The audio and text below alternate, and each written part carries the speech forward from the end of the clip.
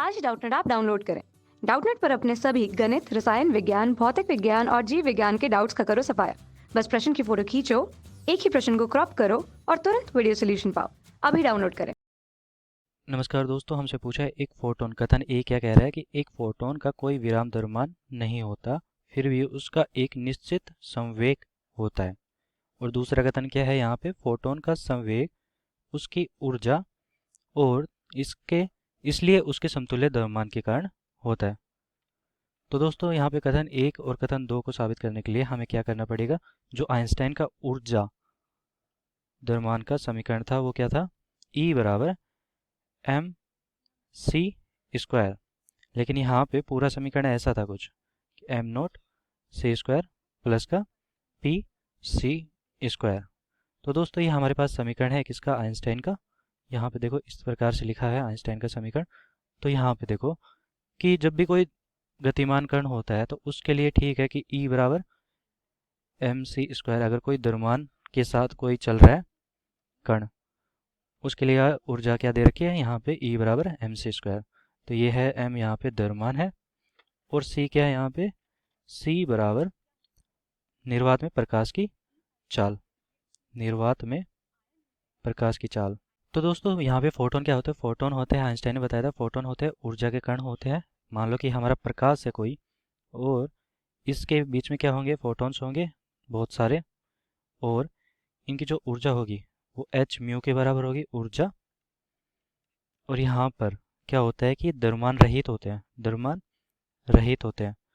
तो दोस्तों यहाँ पे द्रव्यमान रहित होते हुए भी इनका कोई संवेग होता है। उसका कारण क्या होता है, उसका कारण होता है यहाँ पे मान लो कि द्रव्यमान रहित है तो कोई प्रकाश की गति से अगर कोई फोटोन, फोटोन तो हमेशा प्रकाश की गति से ही चलता है, तो उसके लिए जो द्रव्यमान होता है यहाँ पे तो फोटोन के लिए जीरो है, तो यहाँ पे m बराबर द्रव्यमान जीरो हो गया, लेकिन फिर भी संवेग होता है। उसके कारण क्या होता है कि यहाँ पे ये वाला घटक तो जीरो हो जाता है, लेकिन जब प्रकाश की गति से कोई द्रव्यमान चल रहा है जो चाहे द्रव्यमान रहित ही हो, उसके लिए क्या होता है कि यहाँ पे ई स्क्वायर बराबर पी सी स्क्वायर बच जाता है। यहाँ पे पी क्या है, पी का मतलब है यहाँ पे संवेग, और सी क्या है मैंने बता चुका हूँ यहाँ पे, और ई क्या है ऊर्जा।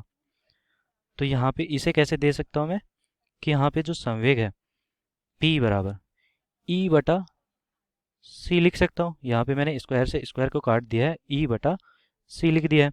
तो ये हमारा हो गया संवेग, किसके लिए, फोटोन के लिए, क्योंकि प्रकाश की गति से वो कर रहा है। और ये द्रव्यमान रहित होते हुए भी इसका संवेग होता है दोस्तों, क्योंकि यहाँ पे मैं लिख देता हूँ ये कौन सा है, ऊर्जा द्रव्यमान संबंध। ठीक है, ऊर्जा द्रव्यमान संबंध।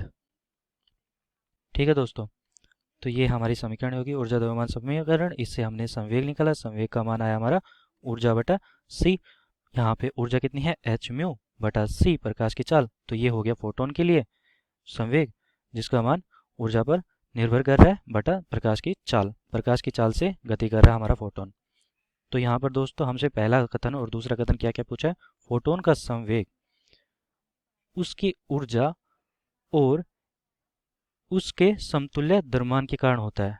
तो ऊर्जा और समतुल्य द्रव्यमान का समीकरण जो दिया था वो ये ही था कि द्रव्यमान को ऊर्जा में परिवर्तित किया जा सकता है और ऊर्जा को द्रव्यमान में परिवर्तित किया जा सकता है। तो हमारा कथन दो सत्य हो गया कि समतुल्य द्रव्यमान मतलब कि कोई बहुत ज़्यादा ऊर्जा का कण है और वो प्रकाश की चाल से चल रहा है या फिर किसी भी चाल से चल रहा है, तो उसको हम द्रव्यमान में बदल सकते हैं। यह आइंस्टाइन ने कहा था कि द्रव्यमान ऊर्जा का संबंध उन्होंने दिया था कि उसको बदला जा सकता है, समतुल्य द्रव्यमान को समतुल्य ऊर्जा में बदला जा सकता है। तो हमारा कथन दूसरा सही हो गया।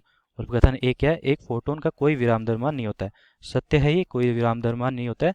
फोटोन अगर किसी भी चाल से नहीं चल रहा है, अगर मैं मान लूँ कि यहाँ पे v बराबर फोटोन की जीरो हो जाती है, किसी भी चाल से नहीं चल रहा है, तो उसका द्रव्यमान भी जीरो हो जाएगा। ठीक है, नहीं होता है, फिर भी उसका एक संवेग होता है। और संवेग के लिए मैंने बता दिया है कि उसका जो ऊर्जा होती है फोटोन की, उसके कारण ही उसका संवेग होता है दोस्तों। तो यहाँ पे मैंने संवेग भी निकाल के दिखा दिया उसका कि एच म्यू बटा सी होगा। तो ये ही हमारा उत्तर हो जाएगा। कथन एक भी सत्य है। कथन दो से हम कथन एक की परिकल्पना कर सकते हैं, क्योंकि समतुल्य द्रव्यमान हमने निकाला है कि किसी प्रकाश की चाल से चल रहा है हमारा फोटोन, तो उसके समतुल्य द्रव्यमान निकल सकता है, लेकिन उसका विराम द्रव्यमान शून्य होता है, ये भी सत्य है। तो कथन एक और कथन दो सत्य है। और यहाँ पे देखो सही व्याख्या कर रहा है क्या, हाँ, समतुल्य द्रव्यमान की वजह से ही हम बता पा रहे हैं कि ये वाला संवेग कुछ होता है, यहाँ पे कुछ न कुछ संवेग तो होता है। तो कथन 1 और कथन 2 भी सत्य है और कथन 1 सही व्याख्या करता है कथन 2 की। तो हमारा उत्तर जो हो जाएगा वो हो जाएगा 1। ठीक है दोस्तों, ऑप्शन 1 सही होगा हमारा। धन्यवाद। कक्षा 6ठी से 12वीं से लेकर नीट, IIT, जेई वो एडवांस के लेवल तक 1 करोड़ से ज्यादा छात्रों का भरोसा।